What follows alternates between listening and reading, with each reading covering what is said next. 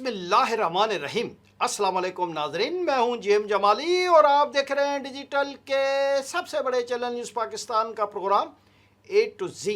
नाजरीन, वज़ीर आज़म शहबाज शरीफ ने कहा है कि पाकिस्तान की पूरी कोशिश है कि इस्लामाबाद में ईरान अमेरिका मुज़ाकरात का एक और दौर हो। बरतानवी अखबार को दिए गए इंटरव्यू में शहबाज शरीफ ने कहा है कि हम दूसरे दौर और मुस्तकिल अमन के हवाले से पुरउम्मीद हैं। उन्होंने कहा कि पाकिस्तान अपनी तारीख के रोशन तरीन दौर से गुजर रहा है। दुनिया में पाकिस्तान को ईमानदार सालिस के तौर पर तस्लीम किया जा रहा है, जिस पर आलमी क़यादत को मुकम्मल एतमाद है।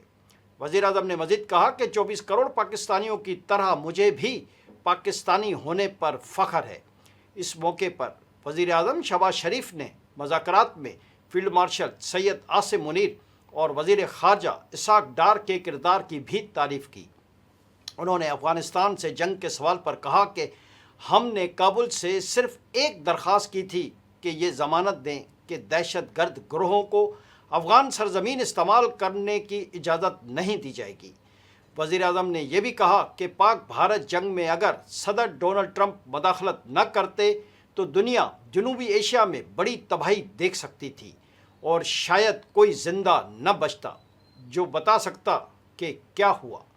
इधर अमेरिकी वज़ीर ख़ारजा मार्को रूबियो ने कहा है कि प्रोजेक्ट फ्रीडम को रोकने की वजह पाकिस्तान की दरख्वास्त थी। अपने बयान में मार्को रूबियो ने कहा कि पाकिस्तानियों ने कहा, अगर आप लोग प्रोजेक्ट फ्रीडम रोक दें तो हमारे ख्याल में हम किसी मुआहदे तक पहुंच सकते हैं। अमेरिकी वज़ीर ख़ारजा का कहना था कि हमने सफारतकारी को मौका देने के लिए प्रोजेक्ट फ्रीडम रोकने पर इत्तफाक कर लिया। सदर डोनाल्ड ट्रंप सफारतकारी को तरजीह देते हैं। दरियासना तर्जुमान ईरानी वज़ारत ख़ारजा इस्माइल बकाई का कहना है कि मुत्तहिदा अरब इमारात समेत ख़ित्ते के किसी मुल्क के साथ हमारी कोई दुश्मनी नहीं। एक प्रेस कॉन्फ्रेंस से खिताब करते हुए इस्माइल बकाई ने बताया कि पाकिस्तानी सालसी के ज़रिए बातचीत का अमल जारी है। हालिया ईरानी तजवीज़ पर ईरान और अमेरिका दोनों अपने कमेंट्स दे चुके हैं। उन्होंने बताया कि अमेरिका के साथ मुज़ाकरात में ईरानी मुतालबात में ईरानी मुंजमद फ़ंड्स जारी करना और पाबंदियाँ उठाना शामिल है। इस्माइल बकाई ने कहा कि दुश्मन को जवाब देना बखूबी जानते हैं।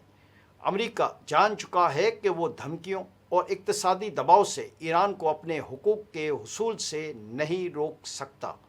इस मरहले पर हमारी तवज्जो जंग के ख़ात्मे पर मरकूज़ है।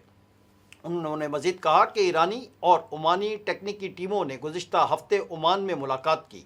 दोनों टीमों ने अबनाए हुर्मुज़ में महफूज बहरी आमद व रफ्त के तरीक़ेकार पर बातचीत की। इस्माइल बकाई ने यह भी बताया कि अबनाए हुर्मुज़ मेकनिज़म के लिए ईरान ओमान समेत तमाम मुतल्लिक़ा फ़रीक़ैन के साथ मुसलसल राब्ते में हैं। जी नाज़रीन, दूसरी तरफ अमेरिका ईरान जंग के बादल फिर मंडलाने लगे। अमेरिकी और इस्राएली मीडिया की रिपोर्ट्स में दावा किया गया है कि अमेरिकी सदर डोनाल्ड ट्रंप और इस्राएली वज़ीर आज़म नेतन्याहू की ईरान जंग दोबारा छिड़ने के इम्कान पर गुफ्तगू हुई है। रिपोर्ट्स के मुताबिक दोनों रहनुमाओं की गुफ्तगू के बाद इस्राएली फ़ौज हाई अलर्ट है। अमेरिका के साथ ईरान पर हमलों में शामिल होने के लिए तैयार है। मुमकिन जंग की सूरत में पेंटागन ने ईरान में अहदाफ का चुनाव कर लिया। अमेरिकी नशरियाती इदारे के मुताबिक डोनाल्ड ट्रंप इस हफ्ते कौमी सलामती टीम से भी मशावरत करेंगे। इस्राएली मीडिया का कहना है कि गुज़िश्ता 24 घंटों के दौरान जर्मनी में अमेरिकी अड्डों से असला और गोला बारूद लेकर दर्जनों अमेरिकी कार्गो तैयारे तल अबीब पहुँचे हैं। इसराइल के चैनल 13 ने दावा किया है कि ये तरसील ईरान के ख़िलाफ़ जंग दोबारा शुरू करने की तैयारियों का हिस्सा है। अमेरिकी सदर डोनाल्ड ट्रंप ने ईरान के ख़िलाफ़ जंग से मुतल्लिक़ मशावरत तेज़ कर दी है। इतवार को इस्राएली वज़ीर आज़म नेतन्याहू से टेलीफोन पर गुफ्तगू की। एक रोज़ पहले अपनी कौमी सलामती टीम के अहम अरकान से तबादला ख्याल किया। CNN के मुताबिक जंग के मुमकिन आगाज़ की सूरत में पेंटागन ने ईरान में तवन्नाई और इंफ्रास्ट्रक्चर समेत मज़ीद अहदाफ को निशाना बनाने की मनसूबाबंदी कर ली है। दूसरी जानिब इस्राएली वज़ीर आज़म नेतन्याहू ने दावा किया है कि 7 अक्टूबर 2023 को होने वाले हमले के ज़िम्मेदारों के ख़ात्मे का मिशन तकमील के करीब पहुंच चुका है। नेतन्याहू के मुताबिक इस्राएली फ़ौज गज़ा के तकरीबन 60% इलाके पर कंट्रोल हासिल कर चुकी है, जबकि हमास के कई अहम रहनुमा और कमांडर्स को भी निशाना बनाया जा चुका है। दरियासना गजा की वजारत सेहत का कहना है कि जंग में अब तक 72,000 से ज़ायद अफराद जान की बाजी हार चुके हैं।